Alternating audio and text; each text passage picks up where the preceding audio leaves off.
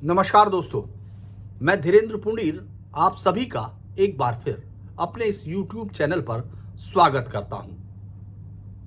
पांचवें फेज का चुनाव प्रचार थम गया, 61 सीटों का चुनाव होना है और साथ ही इस बात पर भी शायद मोहर लग जाएगी कि इस बार लखनऊ में सत्ता की चाबी किसके पास पहुंच रही है। जिले भी हैं, इधर से लेकर उधर तक अगर आप पहुंचते हैं, बहराइच जैसा जिला जो बहुत ही सेंसिटिव है वो भी इसमें है। इसके अलावा बाकी तमाम जिलों का भी चुनाव होना है और आज चुनाव प्रचार पर अलग अलग बातें हुई। मुझे लगता है कि हम लोग थोड़ा सा डाटा के साथ चलें तो फिर बात आसान हो जाएगी करने में, क्योंकि आज राहुल गांधी भी, जी हाँ, राहुल गांधी भी पहुंच गए हैं पांचवें फेज में। आप सोचिए, कांग्रेस जीत का दावा कर रही है, लड़की लड़ रही है, पार्टी के लड़के गायब हैं। हालांकि ये अलग बात है, जो लड़कियां लड़ रही थी, जो मॉडल बनी थी, वो भी धीरे से निकली और बीजेपी का दामन थामकर बैठ गई। ज़्यादातर लोग कांग्रेस को बहुत सिंसियर नहीं ले रहे हैं, लेकिन आज पूरे चुनाव को बहुत सिंसियरिटी से ले रहे राहुल गांधी आखिरकार उत्तर प्रदेश पहुंच ही गए। उस पर भी चर्चा करेंगे और मुझे लगता है कि आज की बातचीत काफ़ी दिलचस्प हो सकती है अगर आप उसको सुनेंगे, क्योंकि हम लोग शुरू करते हैं कि यूपी में जो 2022 का जो चुनाव 7 चरणों का है, उसमें लगभग उत्तरार्ध है, 5वां चरण है और धीरे धीरे अब आपकी इस पूरी लड़ाई का गिनती पूरी होती जा रही है। अब जो 12 जिले हैं जिनमें 61 सीटों पर चुनाव होगा, इनमें रायबरेली भी है। रायबरेली अकेला एक ऐसा जिला है जिसको 2 फेज में आपने गिना होगा, क्योंकि इसकी एक सीट सलोन जो है 6 में से 5 पर चौथे चरण में हुआ और सलोन जो सीट है उस पर 5वें चरण में था। आज उसी में प्रियंका गांधी का पीछा करते करते मैं सलोन तक पहुंचा। पहले स्मृति ईरानी और प्रियंका और राहुल की जो रैली अमेठी में थी उसको देखा और उसके बाद फिर मैं वहां तक पहुंचा। और इसके अलावा अगर हम लोग देखते हैं, अमेठी है, सुल्तानपुर है, प्रतापगढ़ है, कौशाम्बी है, प्रयागराज है, चित्रकूट है, बाराबंकी, अयोध्या, बहराइच, श्रावस्ती और गोंडा शामिल है। ये जिले अगर आपको याद आ रहे हो तो मुझे लगता है कि 28 सीटें इसमें से हम लोग पूर्वांचल में गिनते, सेंट्रल यूपी में गिनते हैं, 2 सीटें बुंदेलखंड की और 31 सीटें पूर्वांचल में है। यानी 61 सीटों का ये पूरे 7 फेजों के चुनाव का एक बड़ा फेज है। यहाँ अगर हम लोग पिछली बार की तरह देखें, हालांकि किस जिले में यहाँ सबसे ज़्यादा विधानसभा सीट है इस पर भी हम लोग बात कर सकते हैं। यहाँ इलाहाबाद सबसे बड़ा जिला है जिसमें 12 विधानसभा की सीटें हैं। बाराबंकी में 6 हैं, बहराइच में 7 हैं, गोंडा में 7 हैं, प्रतापगढ़ में 7 हैं, बाकी अमेठी में 4, सुल्तानपुर में 5 हैं, कौशाम्बी में सिर्फ 3 सीटें हैं, चित्रकूट में 2 हैं और अयोध्या में 5 हैं। इसके अलावा श्रावस्ती में 2 हैं। इस तरह कुल मिला के ये 61 सीटें होती हैं। अब यहाँ जब अगर हम लोग 2017 की बात करते हैं, क्योंकि 2017 ही वो पॉइंट है जहाँ से अब कंपेयर किया जाएगा। हालांकि बातचीत हम 2012 की भी करेंगे कि उस वक्त क्या लग रहा था, लेकिन इस वक्त अगर हम लोग देखें 2017 में बीजेपी ने 47 सीटें लेकर लगभग क्लीन स्वीप की तरह था और 37.33% वोट लिए थे। यानी जो पूरे प्रदेश का प्रतिशत था उससे शायद कुछ कम है। यहाँ वहाँ 38 पॉइंट समथिंग था, यहाँ 37। अपना दल, इस पूरे चुनाव में अपना दल सोनेलाल, चूंकि अपना दल भी 2 हो गया, ये परिवार की राजनीति और जाति के आधार पर चलने वाली पार्टियों का वर्चस्व की लड़ाई एक खानदान की होती है और उसकी लड़ाई में पार्टियां बनती रहती हैं। जितने परिवार के मेंबर होते हैं वो अपने पुरखों की विरासत को इस तरह बांटते हैं जैसे लोग अपने घर बांटते हो, तो उसी तरह से अपना दल इस समय 2 हिस्सों में है। इसको 3 सीटें मिली थी, चूँकि अपना दल इस बार ज़्यादा सीटों पर चुनाव लड़ रहा है, तो और ये फैसला भी इसका अपना दल का कितना प्रभाव है, कितनी ताकत है, सोनेलाल गुट जिसमें अनुप्रिया पटेल केंद्र में मंत्री भी हैं, उनकी कितनी ताकत है, क्योंकि यही जो है सबसे ज़्यादा इस फेज में इनकी सीटें लग रही है। उनके लिए ये अग्नि परीक्षा है, उनके परिवार के लिए अग्नि परीक्षा है, क्योंकि जो दूसरा ग्रुप है जो अपना दल का, जो कमेरावादी पार्टी है, अपना दल कमेरावादी, इसकी अध्यक्ष हैं अनुप्रिया पटेल की माँ। आप सब जानते ही हैं, वो कृष्णा पटेल प्रतापगढ़ सदर से चुनाव लड़ रही हैं। यानी जो प्रतापगढ़ में जो चुनौती जो है उसको उन्होंने कृष्णा पटेल ले रही हैं। और दूसरी तरफ उनकी बेटी, यानी जो जिसको लेकर जिन 2 बेटियों में इस विरासत को लेकर लड़ाई हुई थी, उसमें से पल्लवी पटेल है, उनको सपा का सिंबल मिला है और वो सिराथू से लड़ रही हैं, यानी केशव प्रसाद मौर्य के खिलाफ जो गठबंधन की ताकत के साथ मुकाबला कर रही हैं, वो पल्लवी पटेल है। अब 2 नए दल हैं, जो मैंने बताया कि कृष्णा पटेल राष्ट्रीय अध्यक्ष हैं और अनुप्रिया हैं इसके साथ। इसमें पूरा परिवार 5, क्योंकि 7 जो सदस्य हैं, जो 7 चुनाव लड़ेंगे, इस पार्टी के मेंबर होंगे, अपना दल जो सोनेलाल पटेल का जो उनकी बेटी के पास है, उसमें जो है 17 में से 17 सीटें लड़ रही हैं। 7 सीट 5वें चरण की है, इसीलिए ये माना जा रहा है कि अनुप्रिया जो पिछली बार तो बहुत ताकत के साथ आई और सरकार पार्टी में उनको ताकत भी दी गई, बीजेपी ने उनको माना भी और ऐसे समय में उनकी सीटें भी बढ़ाई हैं और कोशिश की है कि उनको अपने साथ रखा जा सके। हालांकि कई बार मतभेद होते हुए दिखे, जो कि व्यक्तिगत से बहुत ज़्यादा नहीं होते हैं। तो जो सीटें हैं, मानकपुर, विश्वनाथगंज, सोराव, प्रतापपुर, बारा, चायल और नानपारा सीट पे वो बीजेपी के सामने खुद को साबित करेंगी, क्योंकि उनको मंत्री पद भी दिया हुआ है, केंद्र में मंत्री पद दिया हुआ है और 17 सीटों पर उनको चुनाव लड़ने दिए गए। पिछली बार अगर हिसाब से देखें तो उनको काफ़ी अच्छी सफलता मिली थी और वो कांग्रेस से बड़ी पार्टी बनी थी। 13 सीटों में से मतलब उन्होंने 9 सीटें जीतकर मुझे लगता है कि बड़ा वो हासिल किया था। लेकिन अब इस बार जो समाजवादी पार्टी के साथ गठबंधन होने के बाद कृष्णा पटेल जो अनुप्रिया की मां हैं, उनको लगता है कि वो सोनेलाल पटेल की विरासत का जो उनसे छीन ली गई थी उसको वापस लेकर और आम आदमी तक पहुंचा देगी। ये उनकी लड़ाई है। हालांकि पल्लवी पटेल मुझे लगता है कि बड़ा मामला है, बहन से दूरी है और पहली बार अगर वो जीतती है तो विधायक बनेगी। अपना दल सोनेलाल पटेल को 3 सीटों पर इस फेज की मिली थी और उन पर 2.96 इस फेज में उनको वोट मिला था। हम लोग फेज के वोट के हिसाब से देख रहे हैं। बसपा को 3 सीटों पर जीत मिली थी और 21.67% वोट मिला था। एसपी को 5 सीट मिली थी और उनको 21.72% वोट मिला था। पूरे में अगर आप देखेंगे तो लगभग इसी के इर्द गिर्द इनको वोट मिल रहा है, चाहे वो कोई से फेज में देखें। और बसपा को शायद ज़्यादा प्रतिशत वोट मिले थे। कांग्रेस को 6.43 यानी जो उनको पूरे प्रदेश में मिला था उसके इर्द गिर्द उनको इसी में मिला था और सिर्फ 1 सीट जीत कर वो उसने अपना अस्तित्व बचाने में कामयाबी हासिल की थी। जबकि आप जिलों का नाम सुन रहे होंगे तो आपको याद आ रहा होगा अमेठी, सुल्तानपुर और रायबरेली, ये सब कांग्रेस के गढ़ रहे हैं। कांग्रेस के गढ़ का कहने का मतलब ऐसे तो पूरे उत्तर प्रदेश को वो कह सकते हैं कि हमारा गढ़ रहा है, लेकिन अभी तक और अभी भी जिसको अपना परिवार बताते हुए आज हम लोग सुन रहे थे कि हमारा परिवार है और परिवार के लिए आए। और याद होगा आपको कुछ दिन पहले जब राहुल गांधी पहले आए थे एक रोड शो करने अपनी बहन के साथ, तो उस वक्त भी उन्होंने कहा था कि परिवार के लिए जो है हम लोगों ने रैली की शुरुआत परिवार लखनऊ की बजाय यहाँ से की।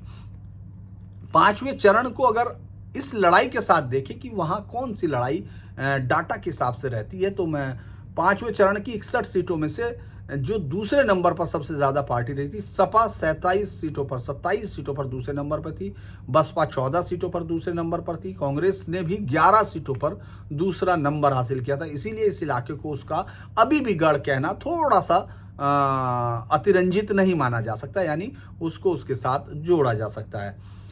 बीजेपी 7 सीटों पर दूसरे नंबर पर रही, यानी 47 सीटों पर जीती और 7 पर दूसरे नंबर पर रही। 54 हुआ और उसके बाद सोनेलाल पटेल जो वो है दूसरे नंबर पर रहा, तो 5 सीटें उसको जोड़ लीजिए तो ये पूरी तरह से हर सीट पर वो लड़ाई में थी। वो अभी भी है। अगर उसकी जीत का स्ट्राइक रेट पूरे यूपी में 81.25 था तो इस इलाके में 82.46, यानी 2017 का चुनाव इस इलाके को बीजेपी का गढ़ बना देता है।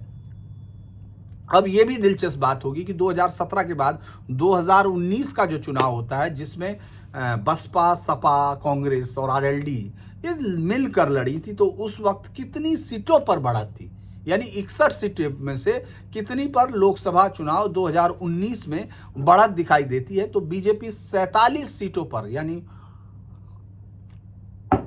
जितने सीटें जीती थी उतनी सीटों पर उसको 2019 तक भी अपना एक गढ़ बचाए रखने में कामयाबी मिल रही थी। यानी 47 सीटों पर उसने जीत हासिल की थी। बसपा 7 पर थी और सपा सिर्फ 4 पर थी।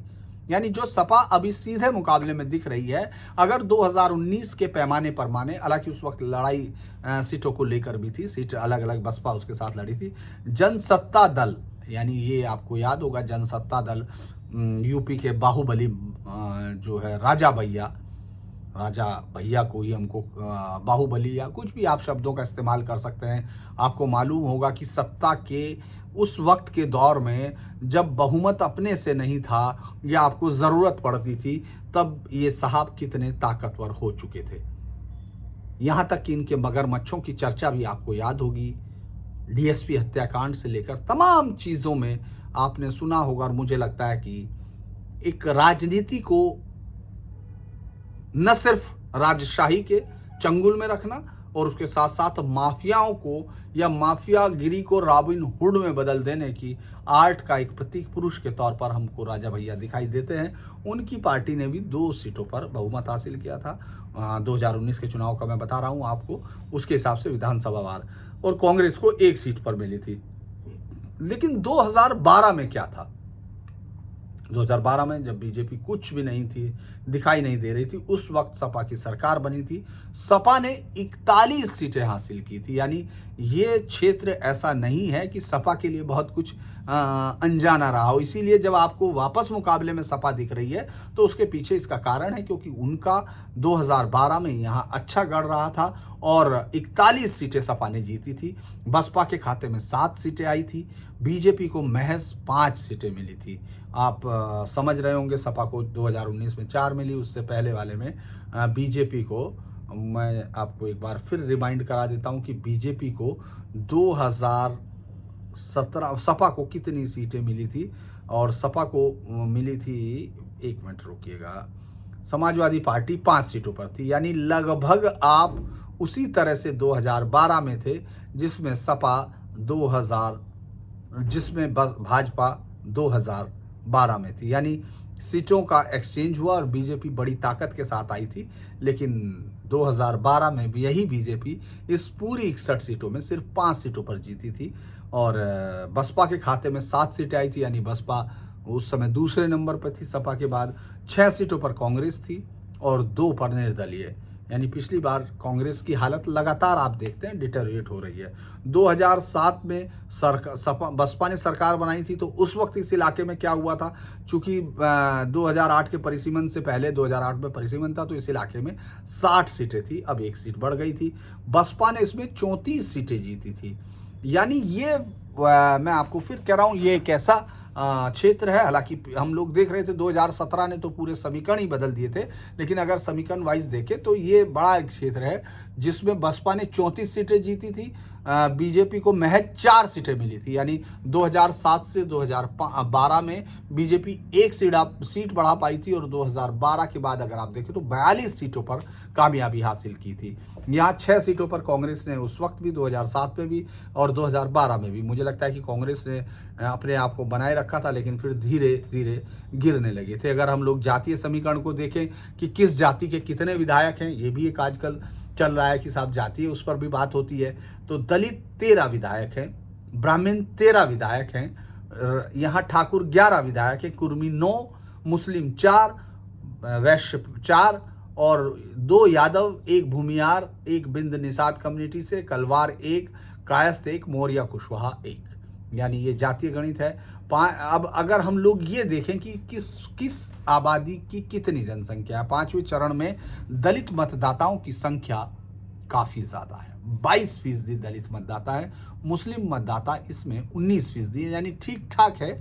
वो अलग अलग सीट पर अलग अलग तरीके से रखते हैं। इसीलिए समाजवादी पार्टी की उस जीत को जब आप याद कर रहे थे कि उसने 37 सीटें जीती, तो किस तरह जीती थी, वो इसी तरह से। और 5वें चरण की 13 सीटें अनुसूचित जाति के लिए है। अगर आप सीट वाइज देखना चाहते हैं कि मुस्लिम मतदाता किस पर कितने हैं, अमेठी डिस्ट्रिक्ट में है 25% दलित मतदाता और 20% मुस्लिम मतदाता हैं। ये अमेठी डिस्ट्रिक्ट का है। सुल्तानपुर में 21% दलित हैं और 17% मुस्लिम हैं। प्रतापगढ़ में 21% दलित हैं, 14% मुस्लिम हैं। कौशाम्बी में भी 36% दलित है, यानी कौशाम्बी में दलित आबादी काफ़ी हद तक तय कर देगी, इसीलिए बड़ा इंटरेस्टिंग लड़ाई आपको सिराथू में दिखाई देगी। और 14% मुस्लिम है। प्रयागराज में जो है 22% दलित और 13% मुस्लिम है। चित्रकूट में सबसे कम मुस्लिम दिखाई देते हैं, जहां सिर्फ 3% हैं और 26% दलित आबादी है। उसी तरह बाराबंकी में अगर आप 27% दलित हैं, 23% मुस्लिम्स भी हैं। और बाराबंकी एक ज़माने में आपको मालूम होगा समाजवादी पार्टी के बड़े गढ़ के तौर पर था। वहाँ के बेनी प्रसाद वर्मा बहुत अरसे तक सीतापुर और इसके इलाकों में पूरा प्रभाव रखते रहे।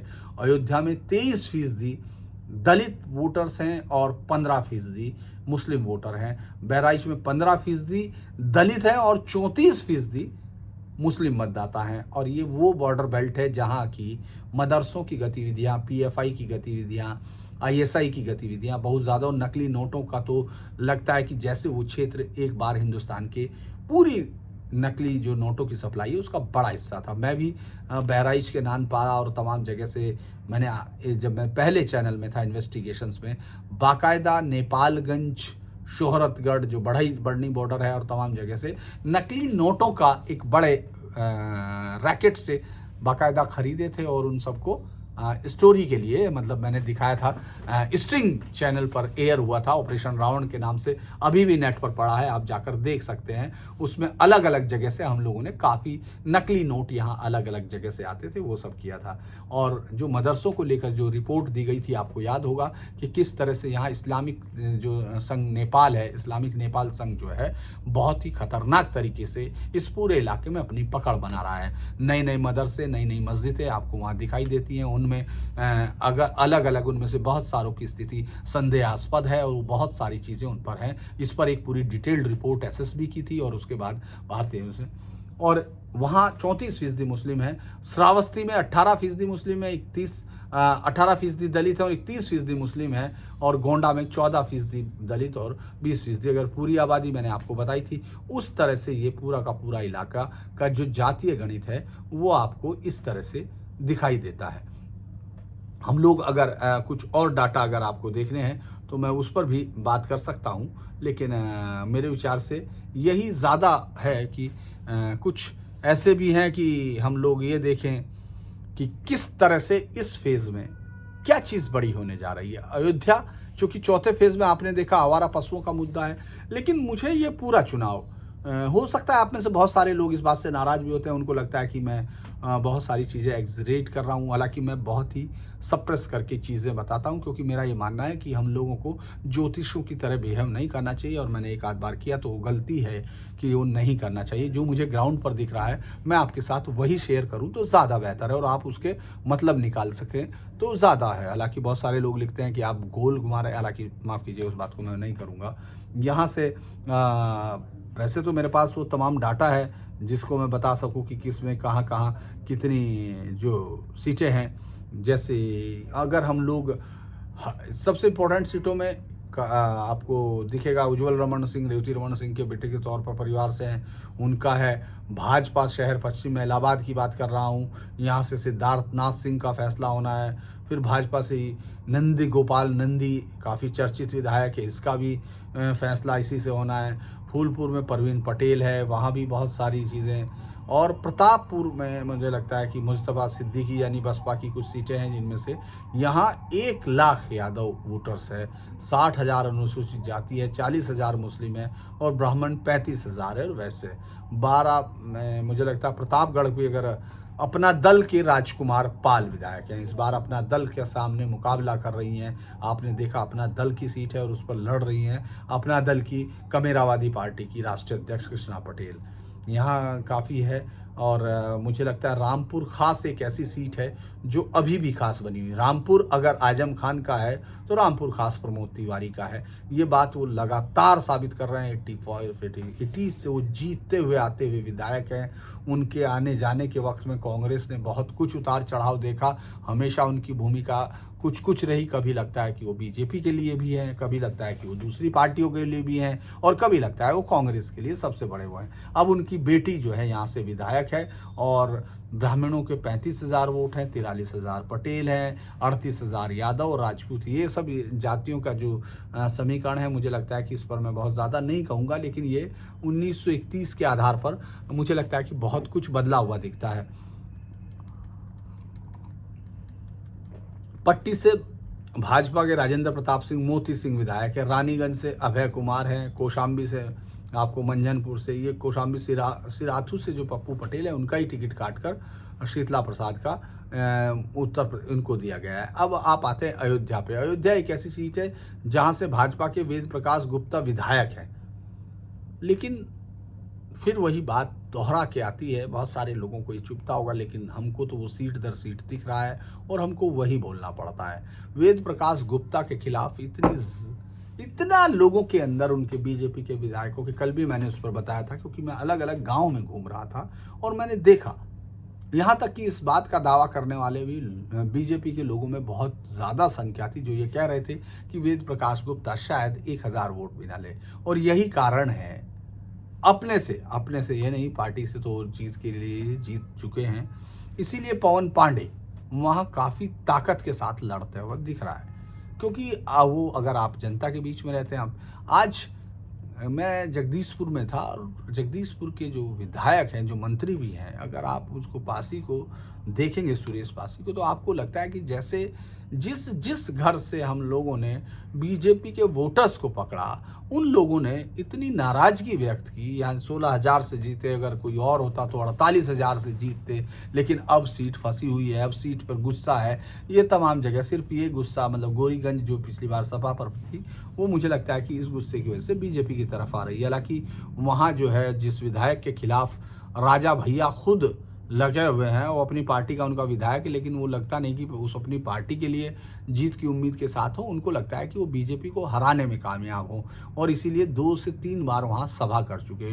राकेश सिंह के खिलाफ उनका गुस्सा है, चूँकि वो उनको कुछ लगता है कि उनका कुछ व्यक्तिगत तौर पर नाराज़गी है, इसीलिए वहाँ पहुँचते हैं। बीकापुर में भी रुदौली से भाजपा के रामचंद्र विधायक हैं, मिल्कीपुर भाजपा के गोरखनाथ बाबा विधायक हैं, उनके खिलाफ भी लोगों का गुस्सा है, काफ़ी दिक्कतों में है, मुझे लगता है कि। और एक इस बार जो माफियाओं की सीट है, जिनको लेकर सहानुभूति की लहर इस बार बहुत होगी, उस पर भी बात करेंगे। बब्बू तिवारी जो है, खब्बू तिवारी, इंद्र प्रताप तिवारी और खब्बू तिवारी, जो अब जेल में है, फर्जी अंक पत्र के मामले में इनकी सदस्यता रद्द हो गई और इनकी वाइफ उस पर चुनाव लड़ रही है, और वो बच्ची को गोद में लेकर रोते हुए अलग जगह पर अपनी सहानुभूति के आधार पर वोट मांग रही है। अगर आप देखेंगे कि फिर सुल्तानपुर में है, सुल्तानपुर में मुझे लगता है कि मैं जातिगत समीकरण नहीं बता रहा, लेकिन भाजपा से अमेठी सदर की सीट फिर बहुत इंपॉर्टेंट है, अगर आप उस पर गौर करेंगे। संजय सिंह फिर वापस में आ गए, और किसका टिकट कटवा गए? अपनी पत्नी का। ये बीजेपी में कुछ ज़्यादा हुआ, पति पत्नी का मसला। मुझे लगता है कि हालांकि वो डिवोर्स की बात करते हैं, लेकिन गरिमा सिंह और उनका बेटा, यानी जो पहली पत्नी गरिमा सिंह से बेटा है, गरिमा सिंह विश्वनाथ प्रताप सिंह के भाई की बेटी हैं, और जो पूर्व प्रधानमंत्री थे। और मुझे लगता है कि यहाँ जो लड़ाई है वो बहुत ही सीधी तौर पर लड़ाई है, और अपनी पत्नी का टिकट काटवा के आए राजा साहब इस समय इसमें जूझ रहे हैं। हालांकि लोगों का कहना है कि वो किसी ना किसी तरह जीत जाएंगे, लोग फिर वापस लौट आते हैं। लेकिन आपको याद होगा, स्वाति सिंह का टिकट कटवा के उनके पति दयाशंकर सिंह ने, मतलब यहाँ पति पत्नी दोनों ही, ये भी अलग बात है, दोनों ही राजपूत हैं जो जातिगत तरीके से समीकरण में हैं। सपा से आपको बताया, तिलोई से मयंकेश्वर शरण सिंह है। तिलोई में भी काफ़ी दिलचस्प लड़ाई है, हालांकि लोग कह रहे हैं कि राजा फिर अपने उसकी वजह से जीत जाएगा। सुरेश पासी, मैंने आपको बताया था कि वहाँ है। बाराबंकी में सपा के सुरेश यादव हैं, अगर रामनगर में शरद अवस्थी हैं, अलग अलग है। मैं आपको जातिगत समीकरण पर मैं बहुत ज़्यादा इसलिए भी नहीं करता कि बहुत ज़्यादा गोंडा में बहुत दिनों बाद कमल खिला था, वरना पंडित सिंह के सामने जैसे उनका कुछ चलता ही ना हो। बीजेपी ने जैसे वहाँ बिल्कुल एकदम डब्बा गोल कर रखा हो, इसीलिए वहाँ से भाजपा के प्रतीक भूषण शरण सिंह पहली बार विधायक बने थे। और मुझे लगता है कि इसके बाद कुछ और सीटों पर मैं आपको बता दूं, बहराइच की विधायक अनुपमा हैं, जो बहराइच से हैं, अनुपमा जायसवाल, भाजपा के महसी से सुरेश्वर सिंह हैं, मटेरा से सपा के यासर शाह हैं, जिस पर इस बार भी बड़ी दिलचस्प लड़ाई हो रही है। और जो बहराइच विधानसभा सीट इसलिए भी सपा की मानी जाती है कि 93 से लेके 2012 तक 5 बार सपा जीती है। 4 बार 1996 से लेके 2012 तक यासर शाह के जो हैं पिता वकार अहमद शाह चुनाव जीतते रहे। और यासर शाह बहराइच की मटेरा सीट से 2012 व 2017 से विधायक है।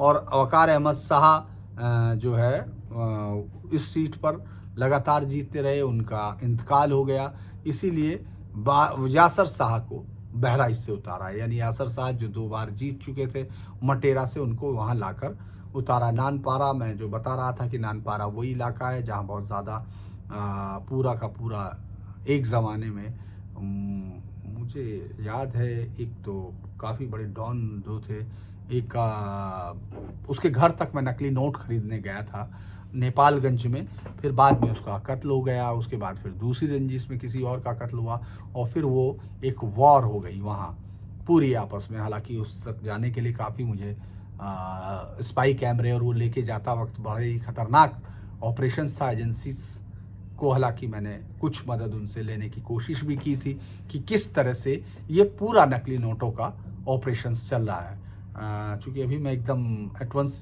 नाम उसका भूल रहा हूँ, वो काफ़ी फेमस था उसका, और आज उसका बेटा भी फिर बाद में नकली नोटों में पकड़ा गया और आज हिंदुस्तान की जेल में है। कैसरगंज एक ज़माने में बहुत ही ज़बरदस्त सीट होती थी सपा की, मुस्लिम वहाँ 1,20,000 हैं, यादव वहाँ 50,000 हैं। और बसपा ने श्रावस्ती में एक भिनगा सीट जीती हुई थी, मोहम्मद असलम राइन है, जहाँ 1,06,000 है। चित्रकूट में दोनों पर भाजपा के विधायक थे, और इस बार भाजपा का सलोन से दल बहादुर कोरी जीते थे सलोन सीट पर। और मुझे लगता है कि ये सीट आज चूँकि में प्रियंका गांधी ने यहाँ बहुत सारी ताकत फूंकी है, उस पर भी मुझे लगता है कि बहुत ज़्यादा ही मुद्दे कौन से हावी होंगे। मुद्दों की बात ये हो रही है, मैं बार बार आपको कह रहा हूँ कि मुद्दों पे ज़्यादातर लोकल विधायकों का विरोध जो बीजेपी के खिलाफ दूसरी पार्टियों को ताकत दे रहा है। बीजेपी के खिलाफ जो पार्टियां हैं, चूँकि आप अब इस इलाके में भी अगर आप देखेंगे बहुत असर इस बात का है कि जो राशन दिया गया, जिस तरह से गरीब परिवारों को कोरोना काल में राशन दिया गया, महिलाओं के खाते में पैसे गए, इन सब का बहुत असर है। लेकिन एक चीज़ आज हमको मुझे लगता है कि चूँकि जब मैं 2017 और 2019 का चुनाव कवर कर रहा था तो बीजेपी पूरी ताकत के साथ इस इलाके में बदलाव की बात कर रही थी जगदीशपुर में और उसमें।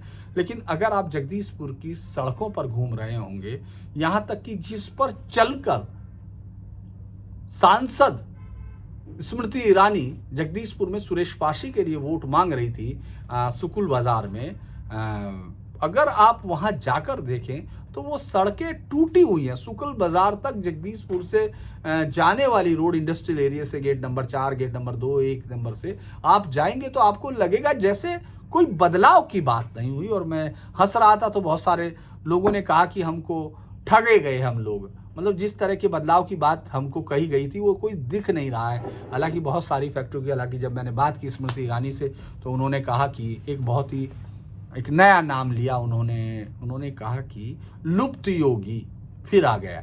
यानी राहुल गांधी को उन्होंने लुप्त योगी कहा और कहा कि ये फिर से लौट आया है, और जब अपने परिवार है तो छोड़ के क्यों भाग गए थे।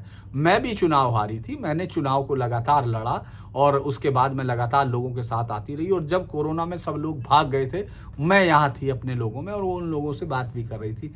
बाद में मुझे लगता है कि उन्होंने काफ़ी अपने संगठन को कसा भी, जब हम लोग हंस रहे थे कि किस तरह से होगा इस क्षेत्र इस बार की। उसमें अगर आप देखेंगे तो कई डॉन भी शामिल हैं। अगर इसमें बाहुबलियों की सीट कई बार आ रही है, बाहुबली राजा भैया तो हैं ही, उनके उसकी वो होनी है जिसको अखिलेश यादव उनको कितना ज़्यादा नापसंद कर रहे हैं ये आपको मालूम होगा। जब उनसे पूछा पत्रकारों ने, जब वो प्रतापगढ़ आए थे तो उन्होंने उनसे पूछा था, उन्होंने कहा था कौन राजा भैया। और अभी जब वो कल वहाँ थे तो उन्होंने कहा कि वो जो लगातार जीतते आ रहे हैं उनका कुंडी बंद कर दो, उनका दरवाज़ा बंद कर दो, और ये इशारा उनका उसी तरफ था। अगर हम लोग देखें अयोध्या के गोसाईगंज में अगर 2 बाहुबलियों की ताकत का फैसला है, इंद्रमणि तिवारी वो भी बाहुबली माने जाते हैं। और सपा से अभय सिंह को भी इस इलाके में बाहुबली माना जाता है। और ये सीट 2012 के चुनाव में पहली बार वजूद में आई थी, इससे पहले ये सीट नहीं थी गोसाईगंज। ये सीट अभय सिंह बसपा से उतरे इंद्र प्रताप तिवारी को अभय सिंह ने हराया था और दोनों की पहचान बाहुबली के तौर पर है। 2017 में फिर दोबारा में हुए और इस बार अभय सिंह सपा के थे, पर खब्बू तिवारी बसपा छोड़कर 2017 में बीजेपी में शामिल हुए थे और उस पर उनको जीत मिल गई थी। और खब्बू ने 11,000 से अभय सिंह को मिल आई थी। इस बार परिवार की सीट है, फिर लड़ाई परिवार की, हालांकि दोनों ही आमने सामने नहीं है। खब्बू तिवारी की पत्नी अभय सिंह के खिलाफ मैदान में लड़ रही है। और मुझे लगता है कि गोंडा अगर आप देखेंगे तो वहाँ जातियों को साधने की एक जो है, वहाँ ब्राह्मण काफ़ी बड़ा वोटर है। और प्रतीक भूषण शरण सिंह, आपको याद आ रहा होगा प्रतीक भूषण किसके बेटे हैं। भाजपा जो है इस सीट पर लगातार हारती रही। साल 1996 में भाजपा को झटका देके सपा के विनोद कुमार सिंह और पंडित सिंह भी जीते थे। इसके बाद भाजपा 2017 में ही आ सकी, यानी 1996 से लेके उसके बाद भाजपा जो है, पंडित सिंह ने अपने भतीजे को उतारा था। यानी 2017 के चुनाव में पंडित सिंह खुद नहीं लड़े, अपने भतीजे को उतारा था सूरज सिंह को, और उससे हार गए थे।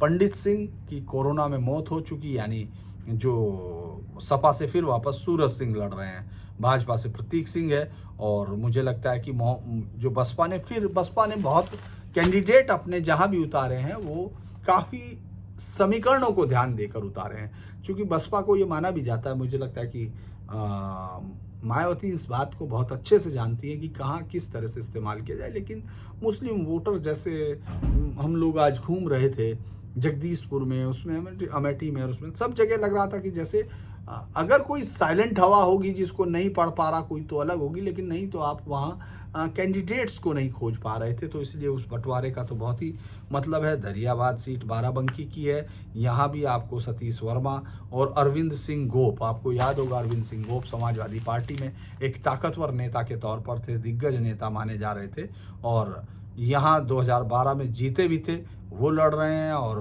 भाजपा सतीश चंद्र वर्मा को फिर से, कांग्रेस ने इस बार खैर दरियाबाद सीट 1962 से थी और जनसंघ के लोगों को यहाँ से जीत हासिल मिली। सपा के विधायक रह चुके हैं, लेकिन भाजपा की राह थोड़ा सा इस बार वहाँ भी ये माना जा रहा है मुश्किल है। और मुझे लगता है कि और बहुत सारी चीज़ें दिलचस्प इस बार होंगी, लेकिन हम लोग देख रहे थे कि आखिर कांग्रेस का ये हो क्या रहा है।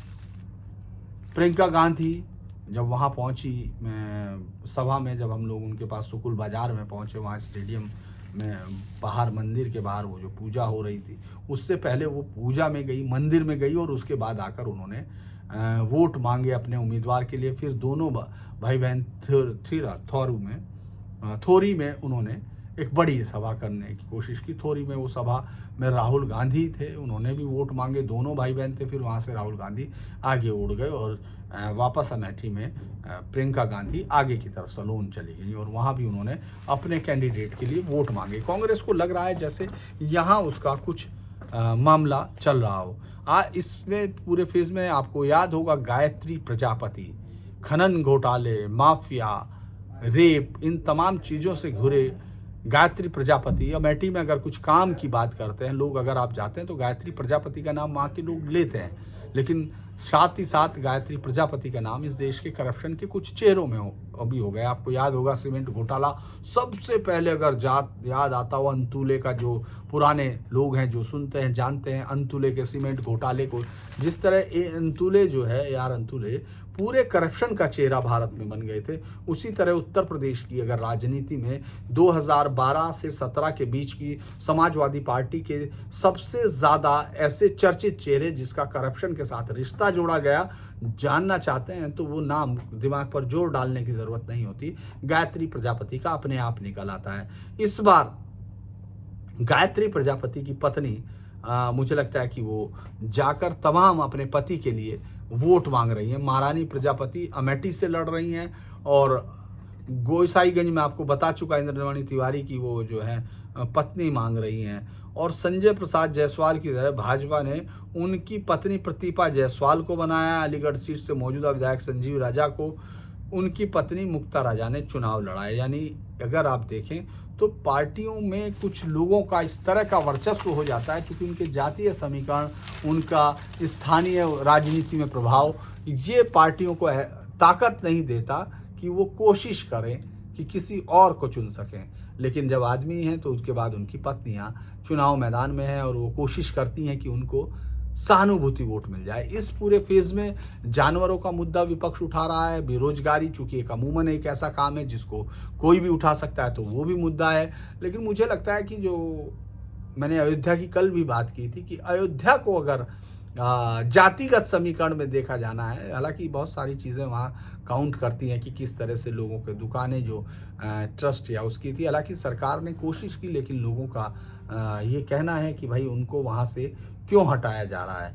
सोहरतगढ़ में मुझे लगता है कि सिद्धार्थ नगर, आप जानते ही होंगे, सोहरतगढ़ इसको पहले कहा जाता था, और अब जब 2017 में 5 में से 4 सीटें भाजपा ने जीती थी और 5वीं सीट उन्होंने सीधी दे दी थी अपना दल को। इस बार एक और है कि इस वाली सीट पर कमेरावादी पार्टी तो लड़ ही रही है, और लेकिन जो सुहेल देव भारतीय समाज पार्टी है वहाँ इन्हीं 3 चरणों में लड़ेगी। और मुझे लगता है कि उनको भी ये बताना है कि किस तरह से सुहेल देव, जिन्होंने एक जाति जिनको अपना वर्चस्व के लिए राजभर मान चुके हैं, ओम प्रकाश राजभर का कोई ताकत है भी, या भारतीय राजनीति में राजनारायण की भूमिका में एक बार जिन लोगों ने नहीं देखा है उनको मुझे लगता है कि पिछली बार भाजपा के साथ रहते हुए 4 सीटों पर जीते थे, और सुहेल देव इस बार 18 सीटों पर लड़ रहे हैं जो समाजवादी पार्टी के साथ है, और बड़े बड़े दावे उनके हैं। अब देखते हैं कि क्या होता है। और 5वें से 7वें चरण तक 15 सीटें निषाद पार्टी की हैं। निषाद पार्टी के सामने मुझे लगता है कि सबसे बड़ी चुनौती होगी वो जो है 6 प्रत्याशी उसने भाजपा के चुनाव चिन्ह पर उतारे और 10 अपने पे, तो उसके पास एक बड़ी चुनौती है कि वो अपने आप को साबित करे, क्योंकि इसी से आगे का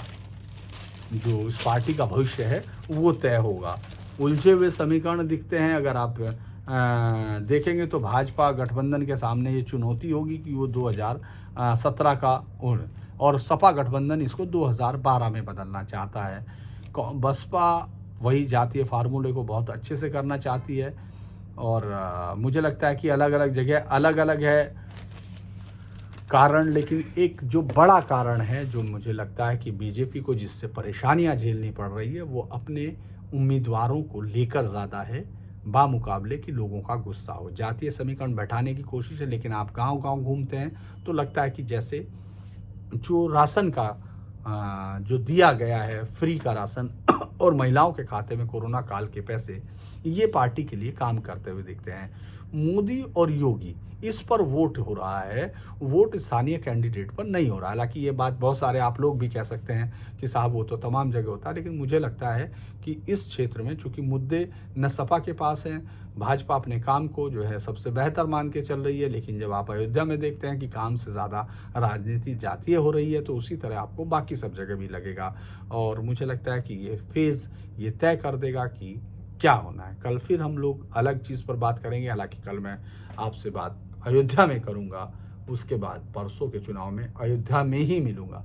मैं आप लोगों से एक बार फिर अनुग्रह करूंगा कि आप हिजाब वाले मसले पर बनाया गया वीडियो ज़रूर देखें। इसके साथ साथ मुझे लगता है कि आपको जो फील्ड रिपोर्टिंग के जो वीडियो में डालता हूँ वो शायद कम आप लोग लाइक करते हैं, वैसे भी बहुत ज़्यादा नहीं मुझे लगता कि जितना हम उन लोगों को देख रहे हैं उतना ज़्यादा तो नहीं है, लेकिन आप अच्छा खासा देखते हैं और आपका जो विश्वास है, जो आपका प्यार मिलता है, उसके लिए मैं आपका शुक्रगुजार रहता हूँ। लेकिन फिर भी आपसे मैं उम्मीद करता हूँ कि इस वीडियो को आप लाइक करेंगे, सब्सक्राइब करेंगे और शेयर करेंगे, बेल आइकन दबाएंगे ताकि आपको समय से ये मिल जाए।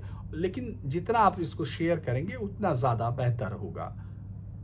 नमस्कार, कल फिर मुलाकात होगी।